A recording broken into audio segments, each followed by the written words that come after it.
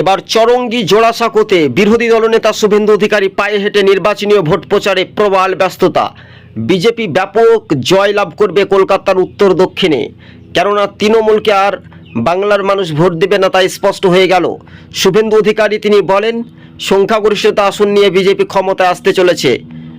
চরঙ্গী জোড়াসাঁকোয় একেবারে রীতিমতো মানুষের যে জনজোয়ার বা জনঢল বলা যেতে পারে, আর সেখানেই তৃণমূলের সমর্থকরা হুড়মুড়িয়ে বিজেপির প্রার্থীদের সঙ্গে দেখা করার জন্য চলে এসেছেন কর্মীরা, কেননা আর নয় তৃণমূল, এবার ফুটবে পদ্মফুল। তাই স্পষ্ট হয়ে গেল। দর্শক বন্ধুগণ, আপনারা দেখছেন টিভি সকাল ইউটিউব চ্যানেল। আমাদের চ্যানেলটি যদি ভালো লেগে থাকে অবশ্যই শেয়ার করে পাশে থাকবেন।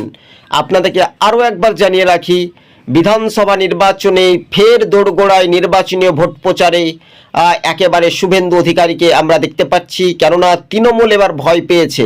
তা স্বাভাবিকভাবে চরঙ্গী বিধানসভার মানুষজন কতটা একেবারে শাসক দলকে না বিরোধী দল বিজেপিকে চায়, তাই স্পষ্ট হয়ে যাবে 4 তারিখের পর। দেখতে পাচ্ছেন সরাসরি, আর সেখানেই বহু সংখ্যক ভোটার এবার পদ্মফুলের দিকে একটা আস্থা বা ভরসা রাখছে। তাই তৃণমূল ছাড়ারও হিড়িক দেখা যাচ্ছে। সকাল বললেই দিন কেমন যায়, আবহাওয়াতে বলছে এই দিন করার অপেক্ষায়, মানুষজন বলছে এবার পদ্মফুল ফুটাতেই শুধু সময়ের অপেক্ষাটা মনে করানো হচ্ছে।